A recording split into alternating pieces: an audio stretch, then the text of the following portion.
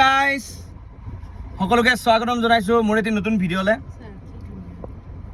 আজি এতিয়া আহি পালোহি, আমি মেঘালয় সোমাইছো আৰু আছে যাবলৈ আছে, ক'ত ক'ত যাম আমি দেখাই থাকিম। এতিয়া কাৰেক্ট চাইড ৰখিছিলোঁ, তাতে কফি এটা খালোঁ আৰু ব্ৰাউনি এটা খাই ল'লোঁ। এতিয়া আকৌ জাৰ্ণি ষ্টাৰ্ট। যিটো বস্তু মই গুৱাহাটীত পোৱা নাছিলোঁ, মই কিন্তু বিচাৰি আছিলোঁ, সেই বস্তুটো মই এতিয়া পাই গ'লোঁ। সেইটো কি বস্তু জানেনে আপোনালোকে? সেইটো হৈছে বৰষুণ। এটুপ দুটুপকৈ বৰষুণ পৰা ষ্টাৰ্ট হৈ গৈছে আৰু মোৰো একদম গাত কি তিৰ কৰি গৈছে। এতিয়া খালি বৰষুণটো আৰু অলপ জোৰত লাগে, তেতিয়াহ'লে মেইন মজাটো আহি যাব। বহুতেই বেছি ভাল লগা পৰিৱেশত গৈ আছোঁ এতিয়া, পাহাৰৰ মাজে মাজে। আৰু আপোনালোকক আগতে জনোৱা নাই বাৰু এইটো কথা, কিন্তু পাহাৰ বুলি ক'লে মই বহুতেই বেছি ভাল পাওঁ। আমি এতিয়া আহি পালোহি বৰাপানী। এইটো চাওক আপোনালোকে, বৰাপানী লেক।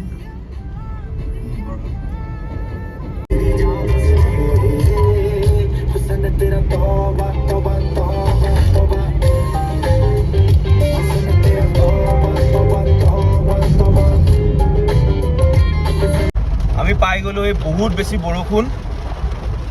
বৰষুণত একদমেই একো নেদেখা হৈ গৈছে। গুৱাহাটীৰ পৰা ওলাওঁতেই ভাবি আছিলোঁ যে কিবাকৈ বৰষুণ পালে বহুত বেছি ভাল লাগিলে, আৰু এতিয়া পাই গ'লোঁ আমি পুৰা বৰষুণ বহুত বেছি জোৰত। আপোনালোকক দেখাই আছোঁ মই, এয়া চাওক।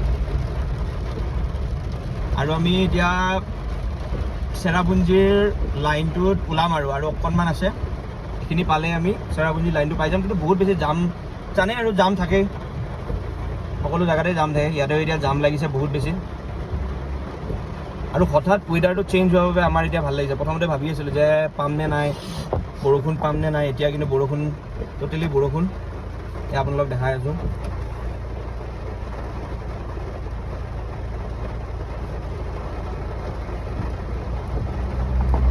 বতৰটো ধুনীয়া, লগতে একাপ কফি খাই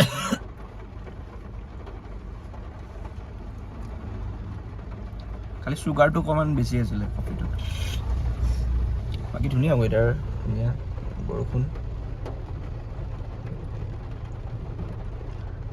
আজি পাম চাগে, বহুত বেছি বৰষুণ পাম চাগে আজি। ভাল লাগিব, আপোনালোকক থকা জেগাটোও দেখাম।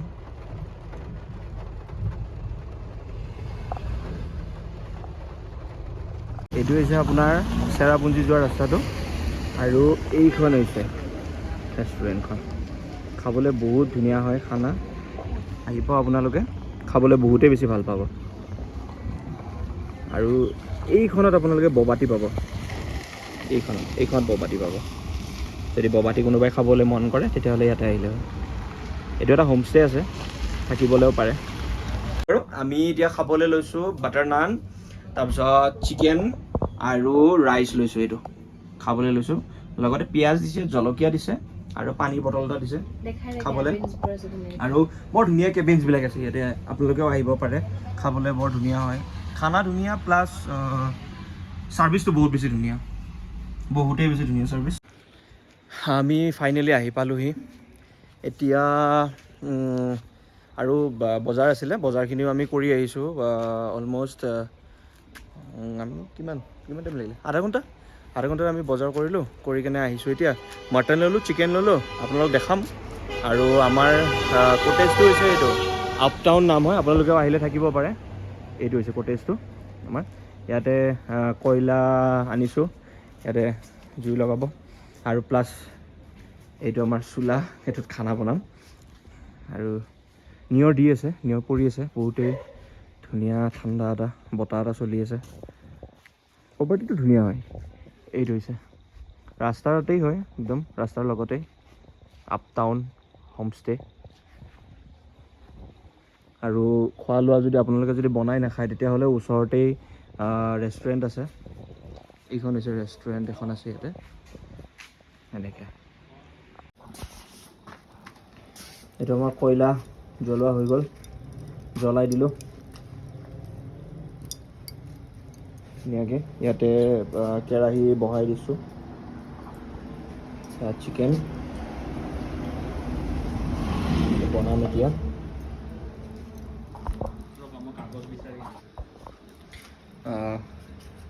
পেট্ৰল এইমাত্ৰ আপোনালোকক দেখুৱান একচুৱেলি মই ভিডিঅ' অন কৰা নাছিলোঁ।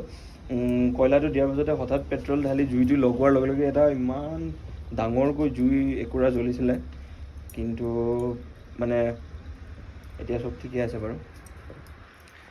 ইয়াতে কেৰাহীটো গৰম হৈছে। এতিয়া ইয়াতে আমি অলপ চিকেনটো দি অলপ ফ্ৰাই কৰি ল'ম। তাৰ পাছত আকৌ পিঁয়াজটো বহাই দিম আৰু ইয়াতে আমি গাৰ্লিক পেষ্টটো দি দিলোঁ তেলত গৰম হ'বলৈ। এতিয়া ইয়াতে আমি চিকেনখিনি দি দিম ধুনীয়াকৈ।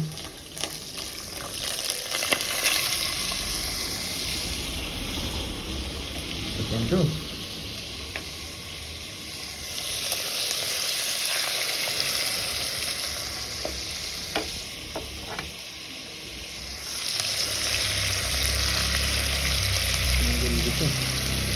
এতিয়া খাবলৈ লৈছোঁ একাপ কফি লগৰজনীয়ে বনাইছে, খাই চাব বাৰু কেনেকুৱা লাগে। ধুনীয়া হৈছে কফিটো, ভাল লাগিছে খাবলৈ। আৰু ইফালে আমাৰ চিকেন হৈ আছে ধুনীয়াকৈ। ইয়াতে আমি এতিয়া গোটেই মছলাখিনি দি দিলোঁ, হালধি, জিৰা, গৰম মছলা, ৰেড চিলি পাউডাৰ গোটেইখিনি দি দিয়া গৈছে। এতিয়া জাষ্ট অকণমান মিক্স কৰিম গোটেইখিনি।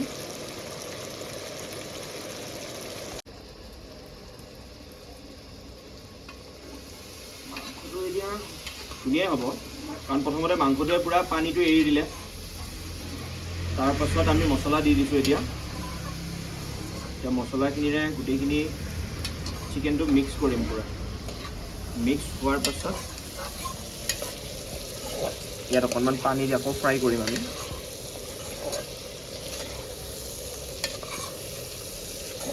ধুনীয়া বতৰ, লাহে লাহে অলপ বতাহো চলি আছে তাতে, আৰু চিকেন আৰু কি লাগে আৰু ন চামান কি কোৱা? হয়। অলমষ্ট চিকেনটো হৈছে। এতিয়া অকণমান পানী দি দিম আমি ইয়াতে, যাতে অকণমান হালকা আৰু অলপ ফ্ৰাই হয়। বা আৰু অকণমান দি দিওঁ। বাছ হৈ যাব। আমাৰ চিকেনটো অলমষ্ট হৈছে, অলপ ফ্ৰাই হ'লে হৈ যাব আৰু ধুনীয়াকৈ।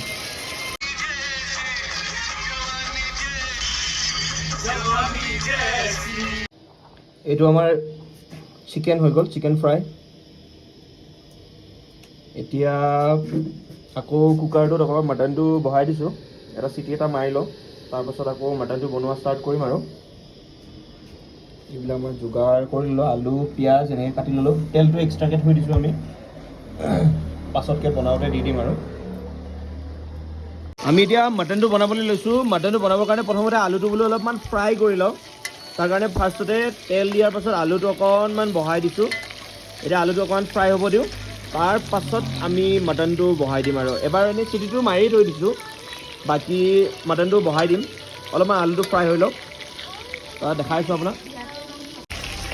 মাটনটো আমি বহাই দিছোঁ এতিয়া ধুনীয়াকৈ।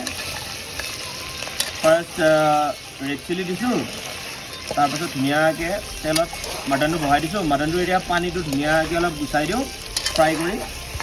তাৰ পাছত আমি ইয়াত বাকী ইনগ্ৰিডিয়েণ্টছবিলাক দিম।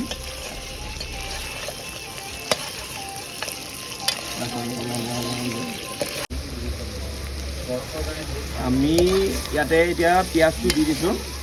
পিঁয়াজটো অকণমান ফ্ৰাই কৰিম। ফ্ৰাইটো হোৱাৰ পাছতে আমি আকৌ মছলাখিনি দি দিম। নিমখ দি দিছোঁ, নিমখটো দিয়াৰ পাছত এতিয়া অকণমান ফ্ৰাই কৰি লওঁ। মাটনটো অকণমান ফ্ৰাই কৰি দিলোঁ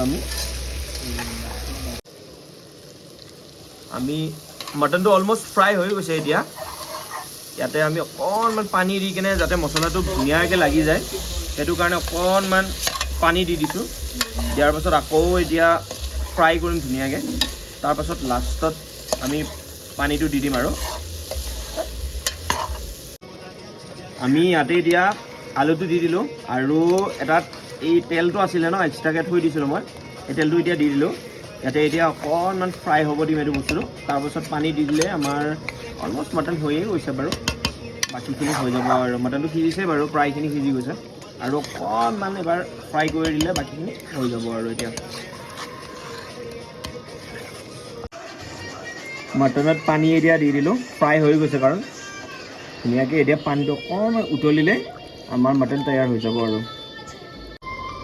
মটনটো অলমষ্ট হৈছে আৰু অকণমান উতলিলেই হৈ যাব আৰু এইটো আপোনাৰ মটন কাৰী ধুনীয়াকৈ হৈছে, সিজিছেও বস্তুটো জাষ্ট এতিয়া আৰু অকণমান সিজিলে মানে উতলিলে হৈ যাব আৰু অকণমান উতলিলে ধুনীয়াকৈ হৈ যাব মটনটো কালাৰ চালাৰ ধুনীয়াকৈ আহিছে ন চালান কালাৰ আহি গৈছে ন আমাৰ এতিয়া জাষ্ট অলপ উতলিলে আমি ধুনীয়াকৈ ভাতটো বহাই দিম তাৰপাছত খাব লাগে আৰু এতিয়া এইটো হৈ গ'ল আমাৰ